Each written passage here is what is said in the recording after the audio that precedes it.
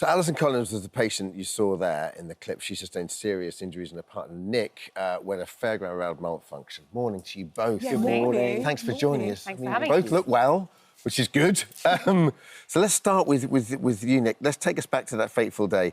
I play football every Thursday, and a lot of my mates down in South London always go to the Lambeth Country Show. They say it's something they never miss. It's a really lovely cultural melting pot, a real sense of community. Why was it you wanted to go there? The same thing. It's like a traditional country fair meets a reggae festival. Yeah. And we've been for many years.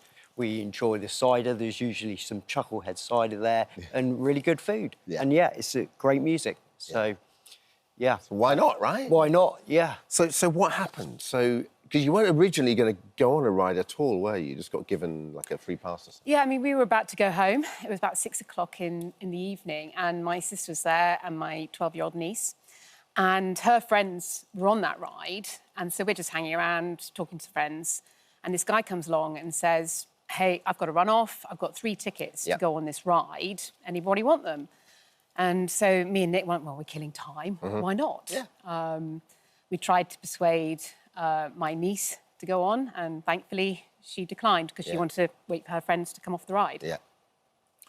Awful. So your sister was there as well? Yeah. Claire. So you went on the ride? Yeah. Your sister's watching? Yeah. And then at this point, I'm guessing that you do not remember a thing. Well, I mean, I remember getting on the ride. I remember being strapped in. I don't think Nick remembers anything from really just before the ride, before we got on the ride. I remember getting strapped in.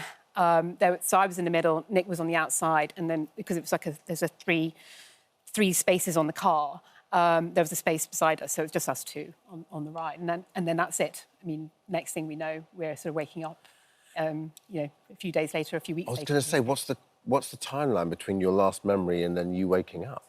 Mine was half an hour before and then probably a good few weeks afterwards, yeah. Because you actually spent 2 months in hospital, didn't you? I did, yeah. So the ride actually malfunctioned. We don't really know what happened, but it malfunctioned, and it was actually quite disastrous, actually. Nick, you broke every bone in your face. Yes, that's right, yeah. Every single bone.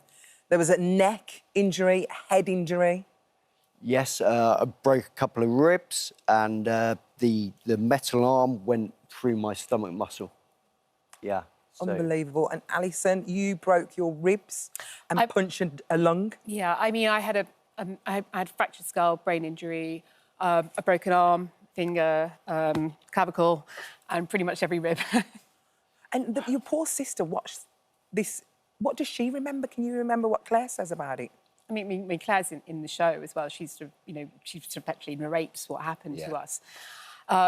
She saw us go on the ride, but probably wasn't paying that much attention. Then I think when the ride started to malfunction, she realised something was going wrong, and she sort of, and then she says she saw my shoes, and that I had quite distinctive, colourful shoes on, and she saw those, and it was that point in time she realised it was us that had been injured and impacted. You've just seen footage of a similar ride, and the thing is, you don't go on you go on these rides like. It's not like someone's just rocked up and put this up. Do you know what I mean? These rides are tested and they're safe. You think they're safe and stuff. So, obviously we don't know exactly what happened with the malfunction. But you just don't think about this sort of thing happen, especially when someone's just been on it in front of you. It's a fun fair. Yeah, exactly, yeah. We're going to have fun. What do you know of the timeline then, after the accident, through you getting to the hospital? So obviously the emergency services kicked in pretty quick and very impressively, correct?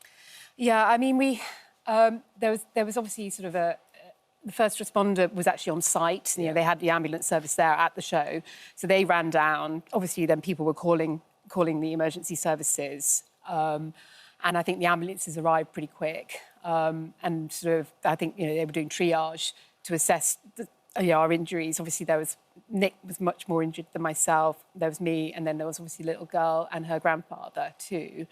And how are they? Do we know? I think they're okay now. Yeah. They were obviously massively traumatic experience for them. Of course. And you two were separated, weren't you? You went to completely different hospitals. Yeah. Alison went to King's College and I went to St George's. So was there ever a time you thought, when did you realise that they were filming a documentary? Because obviously you guys are kind of out of it. At what point did you know they'd been filming you the whole of this time? After I came out from hospital, my sister was round my house and she said, well, you do realise that Netflix were filming? And I was like, what? And the thing is that the filming stopped once we went off to ICU. Yeah. So, you know, we have no memory of that. And then when Nick was in St George's, the producer came in to see him, and I happened to be there, and they were wanting to do some follow-up. And obviously, because we were recovering, it was okay. It was okay to sort of actually, join in with the show. So what were because it sort of messes your mind a little bit. What were Netflix doing there? What was the documentary makers making before they happened on you? Were they making a kind of 24 hours on A&E style show? Yeah, they were filming all around the 4 trauma centres in London.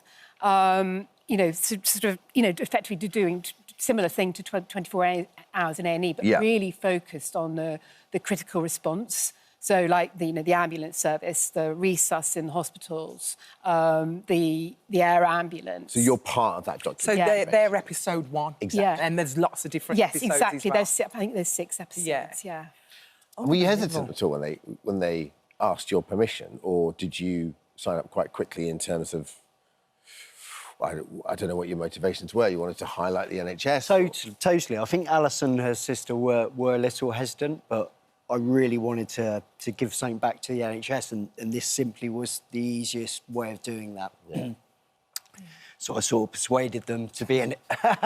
Oh, and Nick, this has really impacted your life, hasn't it? It has. How has it impacted? Tell us some of the things that you have to go through on a daily now.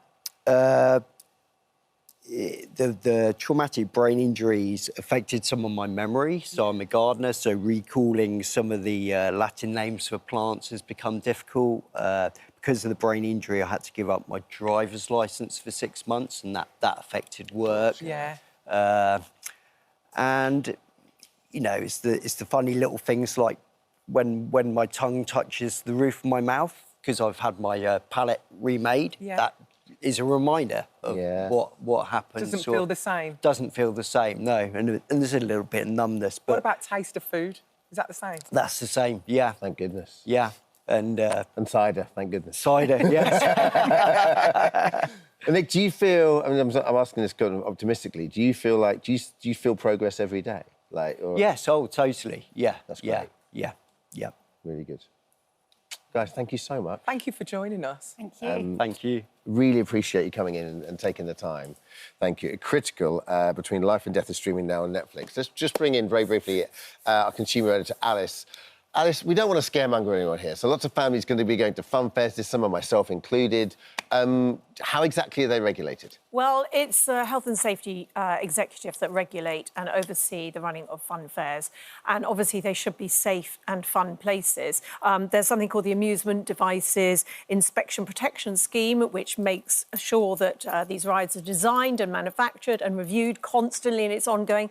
But who's going to go to a fairground or a fun fair and ask for paperwork? Who's going to go online beforehand and check that they're members of the relevant trade associations? You're actually not going to do that. That's not practical. So all members of the public can do is actually use visual cues. And actually, when you think of your experience at a fairground, they're there and they're obvious. So looking at the machines, the site, is it clean? Is it tidy? Is it well maintained? Look at the attendants. Are they actually watching what they're doing? Are they paying attention? Are they chatting? Are they, fag in hand, actually focusing on the ride that they're supposed to be attending? Look at the safety warnings and heed them. So if you've got a child who's jumping up and down, that's not part of the ride. You sit still. And all I can say, obviously these aren't relevant to what happened to Nick and Alison, which was a malfunction, or, the investigation is probably undergoing. Don't try and beat the height restrictions. They're there for a reason.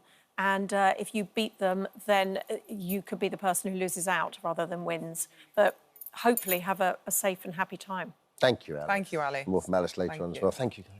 Hi, everyone. Just wanted to say thank you for visiting our This Morning YouTube channel. Now, listen, we upload new content every day. So go ahead and hit that subscribe button so you don't miss out. And we'll see you in the morning.